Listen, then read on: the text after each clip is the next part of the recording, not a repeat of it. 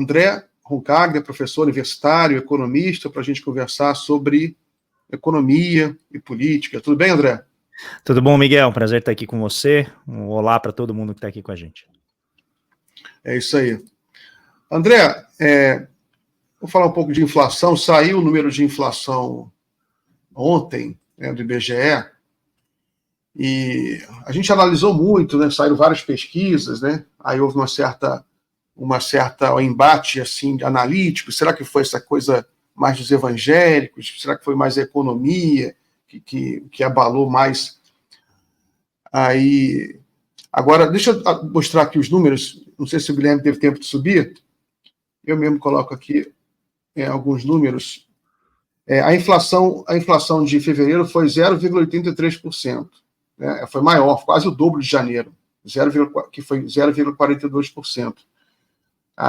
O acumulado do ano ficou 4,5%. O acumulado está tranquilo ainda. Deixa eu trazer um gráfico aqui para ele. Enfim, como é que você avalia essa inflação divulgada pelo IBGE e qual é a expectativa aí para o resto do ano? A inflação acumulada ainda está dentro do intervalo, né, de possibilidades da meta. Então ele está ali em 4,5%. Lembrando que a meta agora passa a ser, se eu não me engano, 3%. Então tem 1,5% para cima, 1,5% para baixo. E com isso a gente tem, né, evidentemente, agora um papel aí do Banco Central em tentar cortar a taxa de juros sem, né, gerar arrepios no mercado. Agora, o que os números da inflação mostram? Primeiro, teve um reajuste forte de educação, mas ele é sazonal, né? Ele é típico desse momento do ano, em que as escolas reajustam suas mensalidades, então ele conta com praticamente todo o aumento, quase metade do aumento, se eu não me engano, foi devido a esse aumento nas matrículas, né, no reajuste de preço de educação. E aí tem outros preços mais localizados, alguns em alimentos. O alimento, ainda que tenha crescido de novo, ele já desacelerou com relação a janeiro, mas é uma fonte de preocupação porque a causa da elevação de preços de alimentos está associada à questão climática. Então, o grande receio é que a gente tenha que conviver esse ano com preços de alimento mais elevados.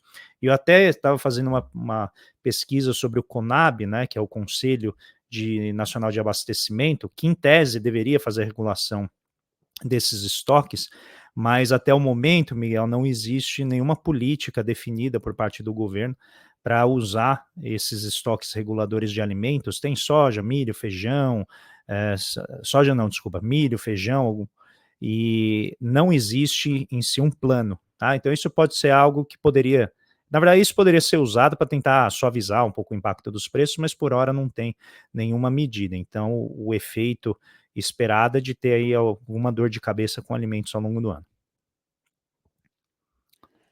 Tá aí no gráfico na tela, né? Em 12 meses está menos que 5%. Eu vi também tem outro gráfico mensal que mostra também que em fevereiro do ano passado estava maior, foi maior a inflação. Mas enfim, André, vamos falar de outra coisa?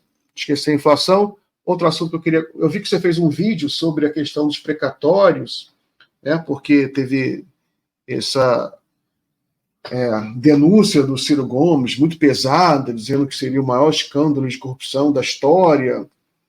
Não foi muito para frente, pelo que eu vi, né? Foi desmentida pelo Banco Central, porque é só um percentual pequeno foi efetivamente comprado pelos bancos. 1,8% dos precatórios, na realidade, foi comprado pelos bancos. A denúncia dele era que 93 bilhões de reais foram todos para os bancos, um maior escândalo, maior que Mensalão, Petrolão juntos. Mas como é que você analisou essa questão dos precatórios, essa denúncia do Ciro, e como é que você vê a questão dos precatórios no Brasil? Tá. Bom, o problema da denúncia do Ciro é que ela tem tantos problemas técnicos de exposição, começando por isso, né? Uma dificuldade de expor o que é o mercado de precatórios, para que ele serve, e eu acho que a fragilidade técnica da exposição fez com que ela, né, encontrasse aí ouvidos vamos dizer, pouco interessados nela. Tanto que a gente vê que não teve absolutamente nenhuma repercussão na imprensa, né, corporativa. Isso ficou mais nas redes sociais e foi catapultado pela extrema-direita, curiosamente, né? Então, Ciro Gomes já vem fazendo esse movimento, que é um movimento, você analisa aqui com muito mais profundidade e propriedade que eu, mas agora ficou bem explícita toda a carga do discurso bem lavajatista, né, aquela coisa bem pesada de corrupção, associando inclusive práticas de mercado, que a gente pode condenar no ponto de vista da desigualdade, do ponto de vista do poder econômico, mas a criminalização que foi sugerida é algo que, na minha visão, não faz sentido. Tá? É um mercado desregulado, é um mercado que poderia contar efetivamente com algum tipo de regulação, não sei se é possível, tá?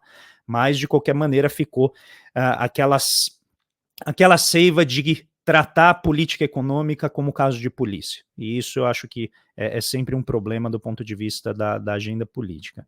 No que diz respeito ao mercado de precatórios, né, vamos destacar para quem está nos acompanhando, é uma dívida que é resultante de uma decisão judicial contra a Fazenda, então algum cidadão, uma empresa, teve um direito seu desrespeitado, entra na justiça e o Estado, então, gera um pagamento que a Fazenda tem que executar.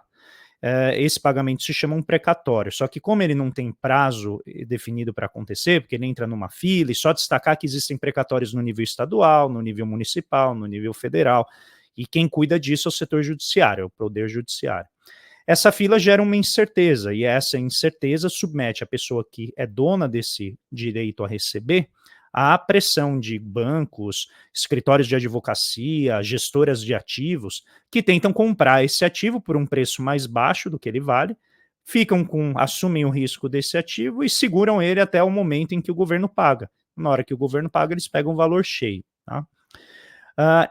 Essa questão específica ela é muito importante porque existe um nexo aqui que é importante destacar, porque as pessoas vieram muito me questionar sobre a questão da informação privilegiada.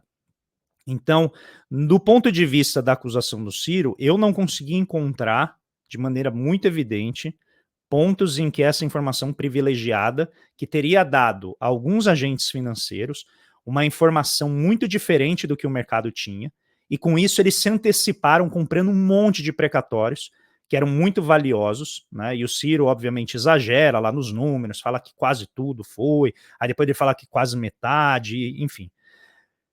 Quando uma pessoa entra com uma ação contra o Estado, ela precisa de um advogado.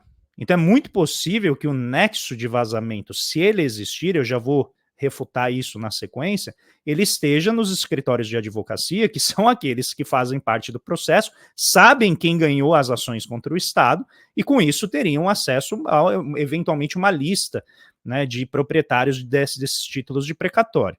Aí depois, pesquisando, eu vi que, na verdade, tem softwares já dos escritórios de advocacia que são, inclusive, bem acessíveis em termos de financeiros, bem fáceis de acessar, que te dão essa lista. Né? Eu, inclusive, Miguel, tive recentemente um acidente de carro, e aí, por conta disso, como eu fui vítima do acidente, eu tive que acessar o DPVAT. Toda semana eu recebo mensagem no meu celular de escritórios de advocacia tentando me orientar sobre como recorrer ao DPVAT. Ou seja, eu não fiz nenhuma divulgação disso.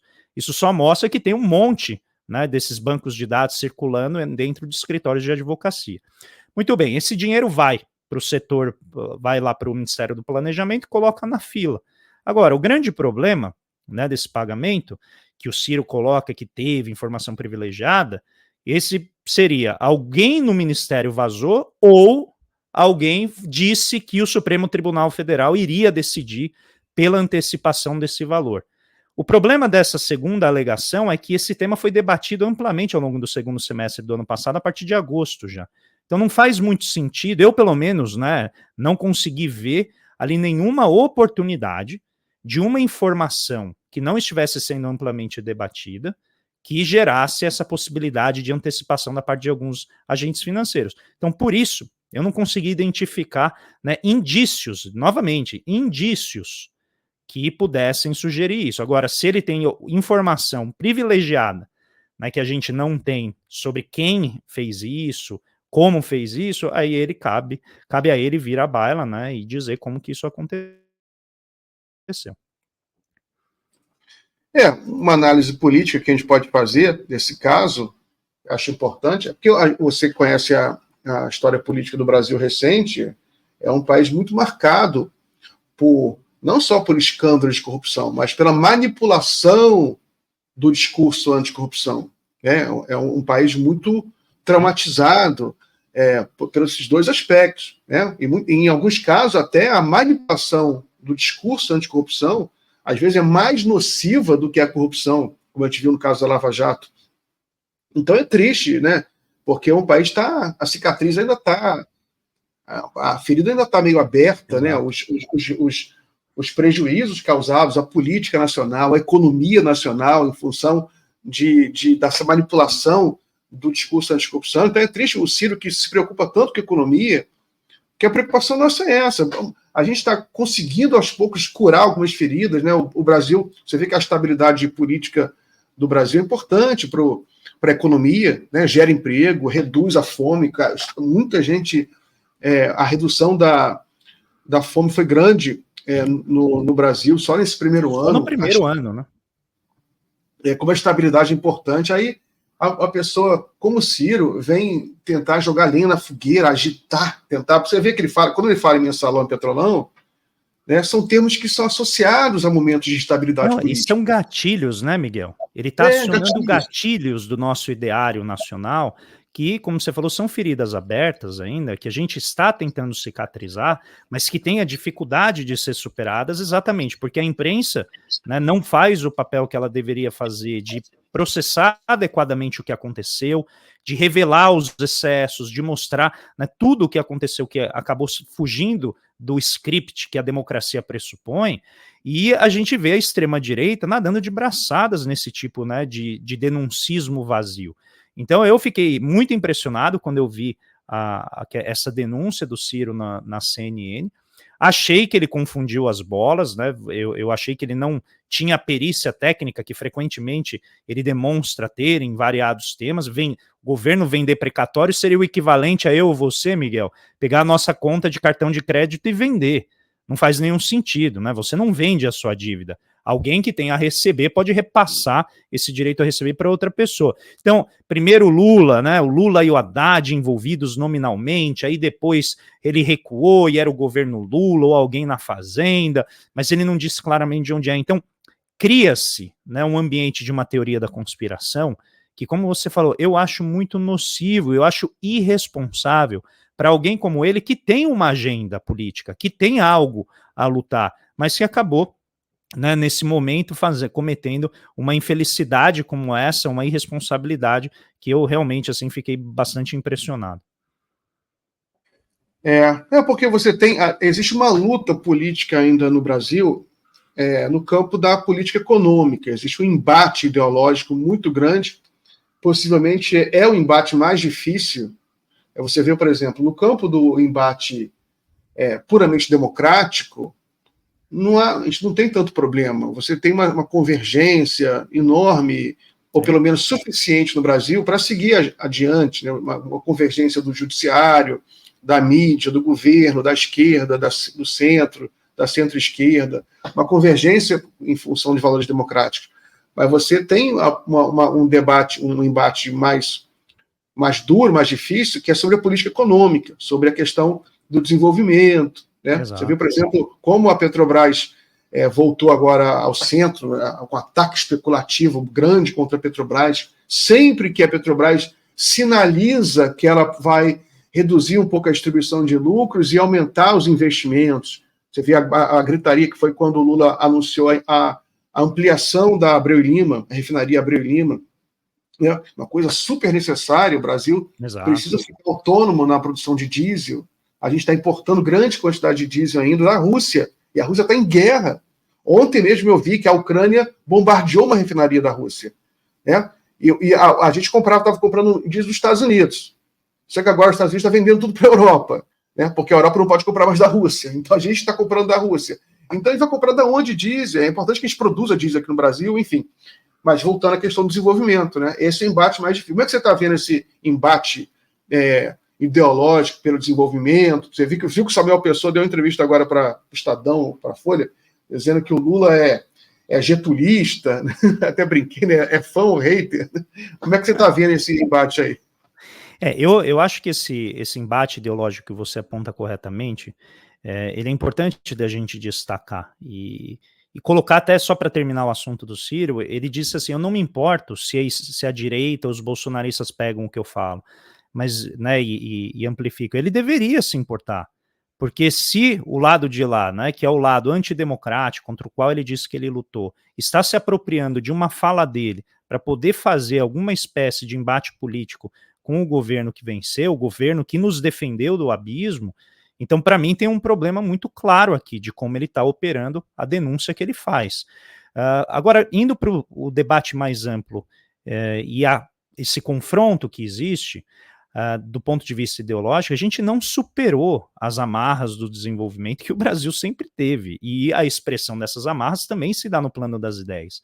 Então, os aliados que um projeto de desenvolvimento vai ter na imprensa são muito poucos, em geral a imprensa independente, a imprensa que não está ligado a grandes interesses financeiros e econômicos, porque o arranjo que eu venho chamando de agrofinanceiro mineral extrativo, né, que são esses 3 setores que dominam a nossa economia, muito embora representem uma fatia relativamente pequena dela, eles têm um poder enorme de comunicação, eles têm um poder enorme de emplacar uma agenda de debates, eles têm um poder econômico de defender isenções tributárias, defender subsídios do Estado, defender estímulos os mais diversos, e sempre que há alguma demanda do ponto de vista tributário, como essa reforma que foi feita agora, eles conseguem se proteger.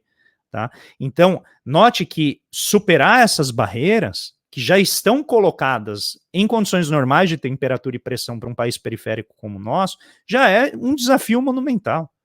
E a gente não tem, na minha visão, conseguido, no plano da comunicação, avançar no debate. O que tem conseguido, eu acho que um pouquinho melhorar a conversa, é que o lado de lá, por pressão que vem de fora, das mudanças lá de fora de países como Estados Unidos, vários países europeus fazendo política industrial, eles começaram a aceitar que realmente tem que fazer alguma política industrial. E aí a gente tem aqui o Plano Nova Indústria Brasil, tem o próprio novo PAC, que estimula muito investimento em infraestrutura, que é uma variável importante da reindustrialização, e a gente tem também o Plano de Transição Ecológica do Ministério da Fazenda. E o BNDES, que é essa nossa grande arma do financiamento de longo prazo, paciente, que direciona as empresas a investir em inovação. E daqui a pouco, Miguel, me lembra essa questão do BNDES, porque eu vou cantar uma bola que daqui a pouco vai aparecer na imprensa, tá? Sobre a atuação do BNDES. Então, todos esses elementos que o Samuel Pessoa está chamando de getulismo, que são efetivamente, né, ferramentas de Estado que foram criadas na era desenvolvimentista, são elas que servem de alavanca para a gente conseguir avançar materialmente na direção desse caminho do desenvolvimento, aproveitando a transição ecológica que está agora em curso no mundo. E eu acho que talvez o grande desafio do ponto de vista da comunicação seja a gente conseguir gerar esse senso de urgência no povo, nas pessoas que nos acompanham, para que aí a gente consiga avançar no terreno ideológico, para dizer assim, não tem problema se endividar mais, se o endividamento for para a gente subir etapas tecnológicas e encontrar um lugar melhor na nova fronteira tecnológica da descarbonização. Isso a gente ainda não conseguiu fazer, porque toda vez que a gente avança no sentido, né, do investimento, de ampliar as possibilidades, rapidamente a imprensa corporativa, né, aquelas que são fortemente associadas aos interesses financeiros, vêm falar, não dá para fazer, não tem espaço fiscal, não tem como avançar. E essa ainda, na minha visão, é a principal barreira para a gente conseguir, né, dar passos rumo a esse processo. Porque, então, voltando um pouquinho à questão do Ciro, né, em função da questão do debate amplo maior, você mencionou essa fala dele, não se importa se a direita vai usar, porque uma das características da direita, que ele deveria se preocupar, porque uma das características que a direita, uma das características principais da direita brasileira é o ultraliberalismo. Ela é uma característica da direita latino-americana, sobretudo. Você vê que a direita americana e europeia é um pouco diferente. Mas a brasileira tem essa característica que ela é contra o Estado. Você vê o Milei, né? O Milei, que é a loucura que o Milei está fazendo. e são contra, por exemplo, eles querem privatizar a Petrobras de qualquer jeito. O Bolsonaro ele quase privatizou a Petrobras. O Bolsonaro esquartejou a Petrobras. Esquartejou, ele vendeu a BR. Ele vendeu refinaria no momento que o Brasil tem déficit de refinados. Ele vendeu, ele fechou fábrica de fertilizante. Né? Uma coisa assim completamente antilógica, porque a segurança alimentar do país, o Brasil é um dos maiores produtores agrícolas do mundo, é óbvio que é uma questão de segurança nacional, econômica, a gente tem os fertilizantes aqui, você vê a guerra na Ucrânia ali, a gente compra tudo de lá, né? Quase tudo de lá, da Ucrânia, da Rússia, de fertilizante. Aí é uma loucura você não pensar nisso, você não pensar politicamente, né? Você querer falar de economia, falar de qualquer coisa sem pensar politicamente é muito. Não, e no caso da Petrobras, o gatilho é automático, né? Porque na cabeça de muita gente que foi ali dominada pelas redes sociais da extrema-direita, a Petrobras é sinônimo de corrupção. Então, se você não diminuir a empresa ao máximo, tirar, é quase como se você torná-la impotente, ela sempre vai ser um espaço muito fértil para corrupção. Como se qualquer outra corporação mundo afora não fosse espaço fértil para corrupção. Todas são. Tudo que envolve ação humana, envolve regramento, envolve reunião de interesses, está sujeito a isso. A questão é, a gente aprendeu, a gente vai conseguir controlar, e me parece que sim, me parece que há regras de governança que agora, e esse é um ponto que acho que vale a pena a gente destacar, o governo está tentando mexer, porque tanto o governo Temer, não vamos tirar, né, o mérito do Temer em começar a destruir a Petrobras, Temer e Bolsonaro foram criando mecanismos nas regras da Petrobras que a tornam incapaz de investir, Miguel. Porque como grande parte dos casos de corrupção que foram identificados estavam associados à área do investimento da Petrobras, foi feito toda uma blindagem nessa área que a impede hoje de avançar. Então, não é à toa que a gente gostaria de ver muito mais investimento da Petrobras no plano estratégico. Mas você tem limitações lá dentro do estatuto da Petrobras que impedem isso. E aí, toda vez que o governo faz um pequeno avanço, e eu estou falando pequeno mesmo, a gritaria é imensa. Então, eu vou citar 2 avanços que eu considero importantes para tornar a Petrobras uma empresa de energia e que foram boicotados ou sabotados por oscilações de mercado. O primeiro deles foi a redução do quanto do lucro líquido tem que ser repassado na forma de dividendos. Essa foi uma medida que foi tomada já no governo Bolsonaro, que subiu isso para 60%. Ou seja, é implantar no estatuto da empresa o extrativismo predatório. Porque todo o lucro que ela ganhar, mais da metade tem que ir para a mão do acionista minoritário. Uma parte, evidentemente, é o Estado, mas vai para pagar dívida, tá? Dívida pública. E o restante vai para a mão, né, de fundos de investimento, estrangeiros, cidadãos e quem tiver ação da Petrobras. Agora, 60% é literalmente uma sentença de morte para a empresa. Porque a empresa não consegue crescer. Se grande parte do lucro dela, ela tem que mandar para fora. Então, é um extrativismo terrível. A segunda, e aí o Jean Paul Prats, quando ele assume, ele muda isso para 45%. Então, diminui um pouquinho o quanto, obrigatoriamente, a Petrobras tem que distribuir de lucro e dividendo. Agora, para quem está nos ouvindo, vocês sabem quanto que a lei das SA, as sociedades anônimas, exige que qualquer empresa tem que distribuir de dividendos todo ano? 25%. Ou seja, a gente colocou no estatuto da Petrobras, e olha o ajuste, foi de 60% para 45%, e já gerou uma gritaria enorme. A gente está dando 20%, 20 pontos percentuais a mais de lucros da Petrobras, na forma de lucros na forma de dividendos distribuídos, dinheiro que você dá para o acionista, do que a gente poderia, né, usar na forma de investimentos. Muito bem. Em novembro, se eu não me engano, do ano passado, foi feito um ajuste no estatuto que criou um negócio chamado reserva de lucro. O que é essa reserva de lucro? A Petrobras tem essa regra de distribuir 45%, quase metade do lucro líquido para o acionista, e aí ela pode guardar lucros excedentes nessa conta, reserva de lucro. Tem várias outras contas, não vou entrar muito nessa questão técnica aqui, mas ela pode guardar esse dinheiro nessa conta de reserva de lucros. E aí, o jogo qual que é? Esse lucro é do acionista. Então, é a Petrobras dizendo, eu devo para o acionista, eu não nego. Quando eu vou pagar? Não sei. O mercado viu isso e não gostou. Porque esse dinheiro é um lançamento contábil. Então, o mercado falou, aí toda a Globo News, né, o pessoal falou, não pode usar esse dinheiro.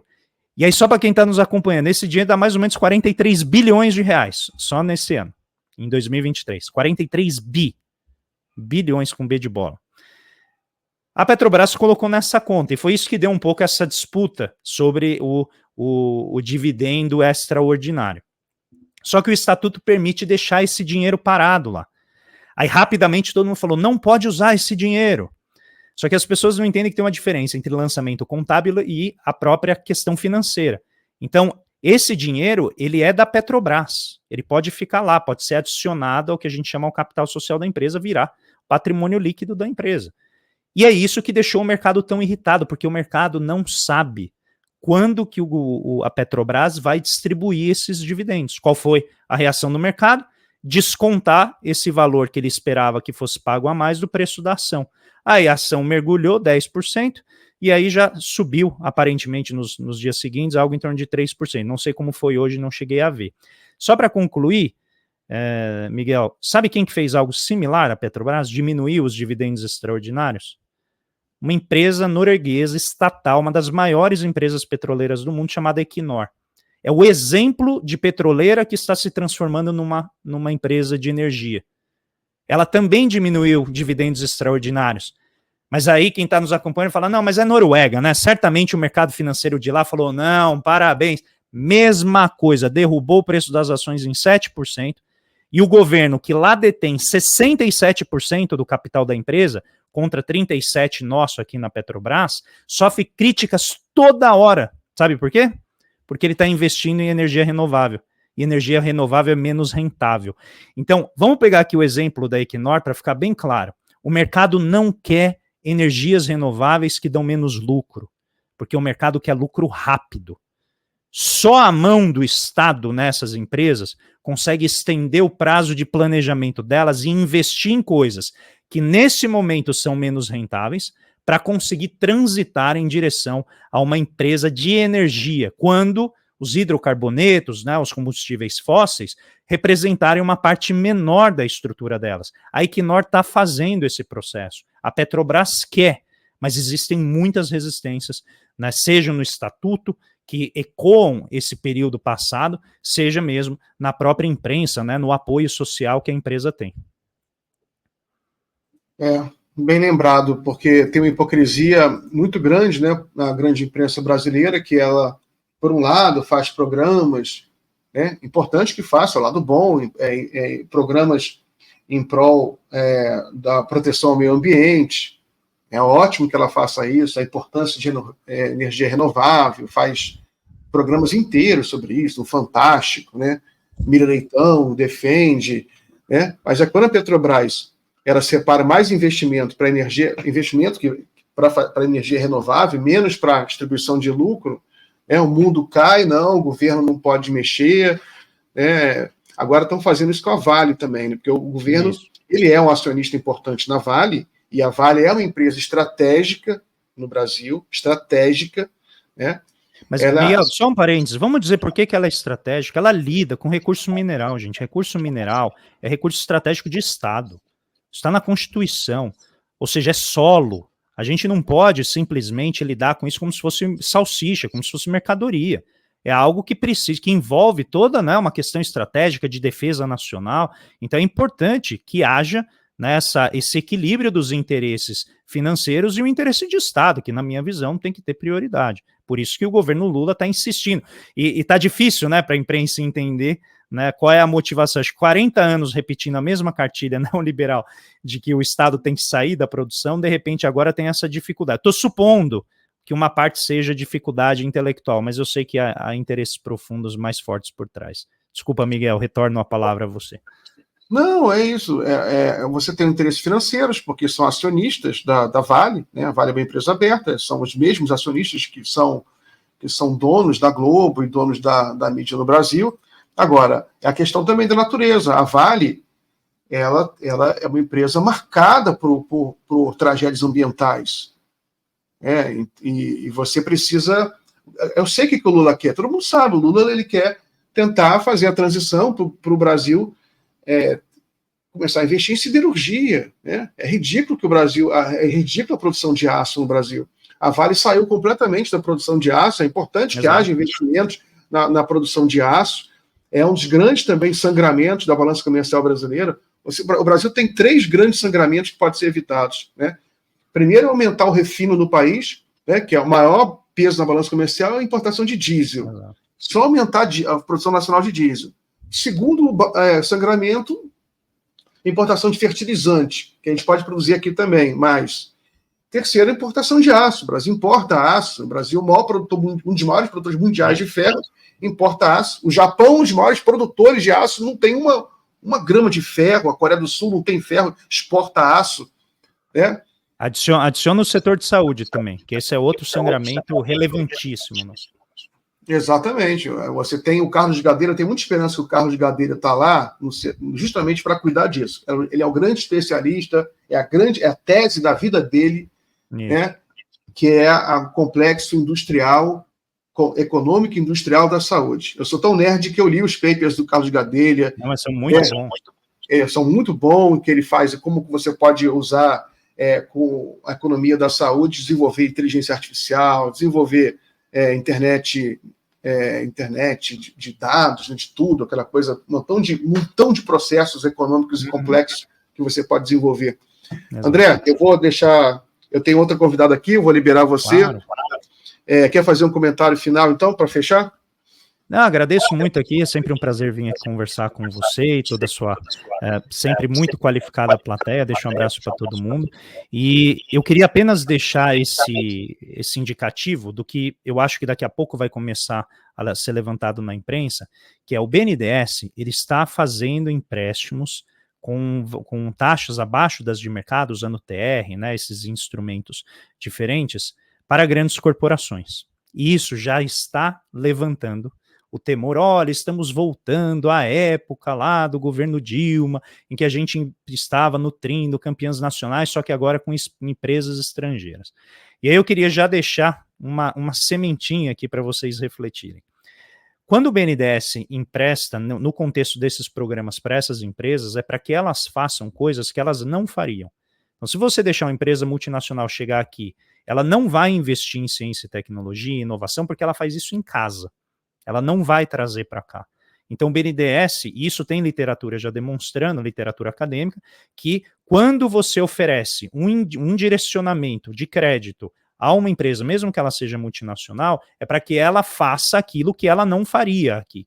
Então, é induzir a empresa no caminho de um setor que ainda tem muitos problemas, ou que a empresa não quer investir localmente e assim por diante. Então, não é algo absurdo, e eu acho que é algo que a gente deve voltar a discutir no futuro quando isso acontecer, porque já tem algumas notícias saindo na imprensa sobre isso, e eu tenho certeza que a reação será tão intensa quanto essa que a gente está vendo sobre a Petrobras. Mas brigadão, Miguel. Muito bom, André. Forte abraço. A gente volte sempre aqui, por favor. Obrigadão, um abração. Tchau.